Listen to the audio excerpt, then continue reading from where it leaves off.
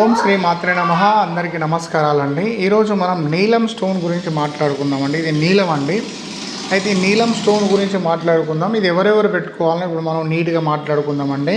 కుంభరాశి వాళ్ళు పెట్టుకోవచ్చు, మకర రాశి వాళ్ళు పెట్టుకోవచ్చు, శని మాదశ నడిచే వాళ్ళు పెట్టుకోవచ్చు, గాచారంలో మనకు అనుకూలంగా లేడు శని అనుకునే వాళ్ళు పెట్టుకోవచ్చు, శని అంతర్దశ అనుకునే శని అంతర్దశలో కూడా ఈ రత్నాన్ని పెట్టుకోవచ్చు, శని మాదశ నడిచే వాళ్ళు పెట్టుకోవచ్చు. ఇంకొకటి ఏంటంటే చాలామందికి ఏంటంటే శని మనకు అనుకూలంగా లేడు, మనకు లగ్నంలో ఉన్నాడు, మనకు అష్టమ శని, సప్తమ శని, ఎలనాడు శని, గోచారంలో శని అనుకూలంగా లేడు అనుకునే వాళ్ళు, మీకేమన్నా హెల్త్ ఇష్యూస్ ఉన్నాయనుకోండి పెట్టుకోవచ్చు, కోర్టు సమస్యలు ఉన్న వాళ్ళు పెట్టుకోవచ్చు.